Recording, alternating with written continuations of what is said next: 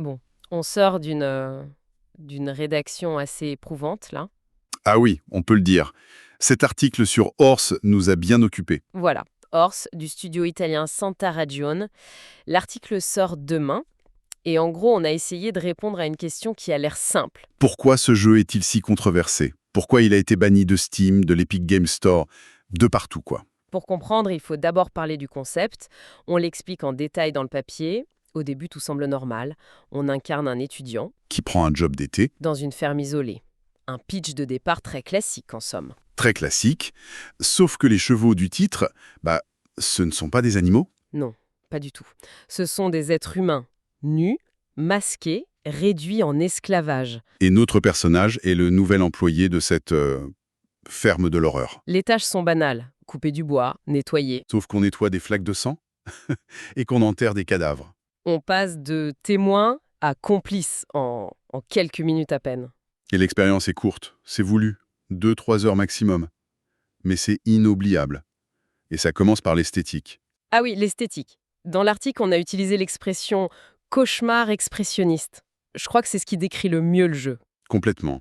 C'est un noir et blanc très granuleux, presque sale. Ça évoque vraiment le cinéma d'horreur muet. Et ce silence. Il n'y a presque pas de musique, juste un silence pesant et des bruitages hyper réalistes qui rendent chaque action angoissante. Et au milieu de ça, ils insèrent des séquences vidéo filmées, les FMV. Oui, et ça crée un malaise terrible. Voir de vrais corps, de vrais visages au milieu de ce style graphique, c'est déstabilisant. On sent les influences, Buñuel, Yorgos Lanthimos. C'est de l'art qui est fait pour faire mal. Et cette volonté de faire mal, on la retrouve dans la mécanique même du jeu. C'est là que ça devient vraiment dérangeant. Le fait d'être un complice forcé. C'est le point central de notre analyse. Le jeu ne te donne pas le choix. Pour progresser, il faut obéir. Il faut participer. Il n'y a aucune gratification, aucun plaisir. Zéro. L'objectif, c'est de te faire réfléchir à la banalisation de l'horreur.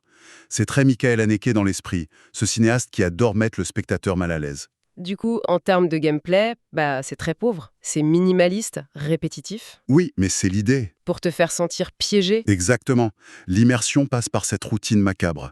Le challenge, ce n'est pas de gagner, c'est de supporter l'horreur sans pouvoir rien faire. Et l'histoire est complètement linéaire. On est vraiment prisonnier du début à la fin. C'est ce qui nous amène à la controverse, bien sûr.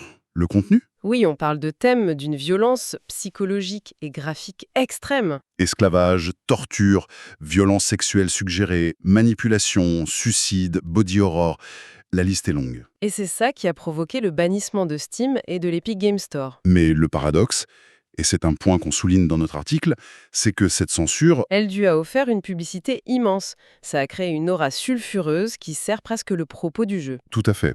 Au final, on est face à une œuvre d'art, c'est indéniable, mais une œuvre transgressive, difficile d'accès. L'audace est folle, l'ambiance prend aux tripes. Mais en face, le gameplay est quasi inexistant et certaines scènes sont objectivement insoutenables. On a conclu l'article là-dessus, je crois. Oui, c'est comme un film de Haneke dont on serait le héros malheureux. C'est inoubliable, mais on n'y retourne pas deux fois. C'est l'image parfaite. Et ça nous laisse avec la question de fond, celle qu'une telle expérience soulève inévitablement. Oui, et c'est la question vertigineuse qu'on pose à la fin. Le jeu vidéo, en tant qu'art, doit-il avoir des limites morales? Est-ce qu'il a le droit de tout explorer, comme le cinéma ou la littérature? Ou est-ce que certaines thématiques, simplement, ne devraient jamais être transformées en jeu, ne devraient jamais être gamifiées?